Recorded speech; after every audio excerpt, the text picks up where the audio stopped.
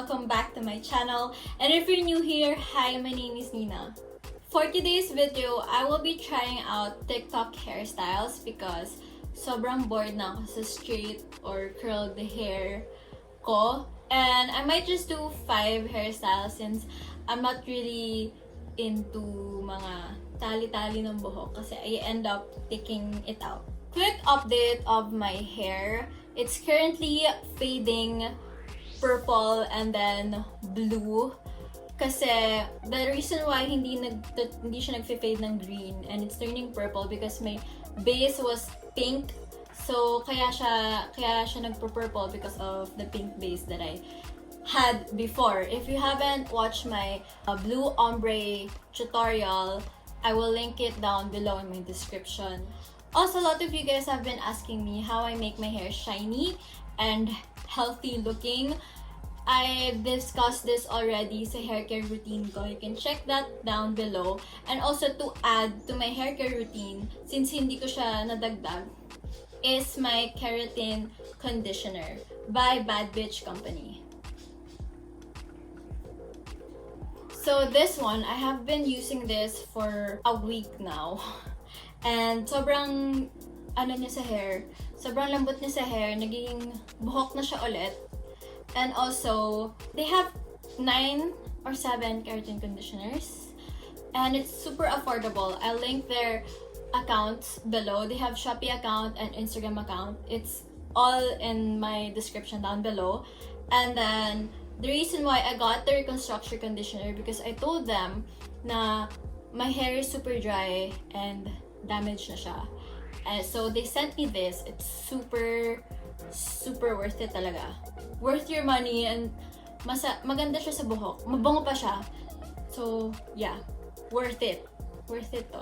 All of their dyes are affordable and their keratin conditioners are also affordable. Shop now. After this video. Mag-shop kayo after this video. So let's get to it! So like I said, I will be trying out TikTok hairstyles. And I will be muting their music kasi baka ma-copyright tayo ni YouTube. So ayoko naman na ganun. But I will show the video here so that you'll see then kung paano ako magsa-struggle sa hair ko.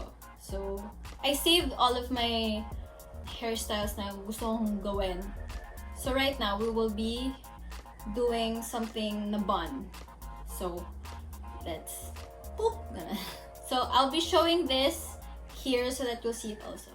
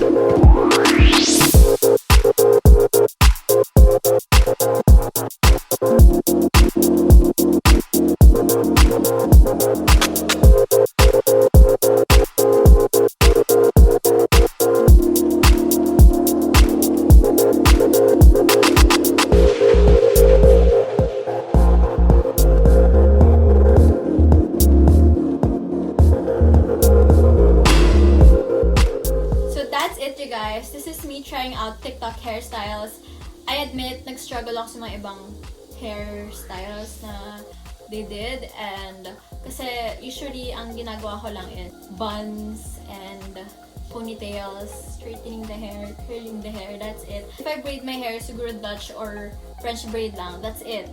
I never did this sa hair ko. Maybe when I go out, like mga festivals and stuff like that, I can do that. Pero like, as an everyday hairstyle, siguro hindi ko siya gagawin kasi sobrang hassle. I don't like braids, to be honest. Yeah, I tried it here para I wanna see then how it looks like. And maganda kasi mag-play ng mga hairstyle kasi, you know, I have colored hair and I don't know, maganda siya tingnan.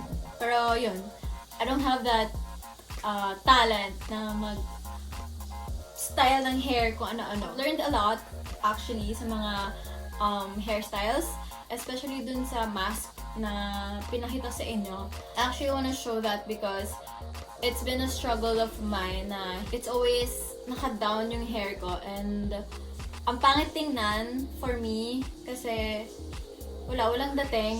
Hindi naman ako bumababa kasi takot ako.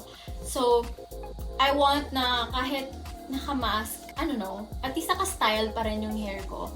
Yun lang. By the way, if you guys are wondering where I got my mask, it's from Magayon Shirts. They're selling mask as well. They have a lot of styles then, colors. So, may pink, may ganitong style. There's galaxy and there's rainbow. So, I hope you like this video. And if you haven't subscribed to my channel, please do and hit the notification bell so that you'll get notified when I have a new video. See you!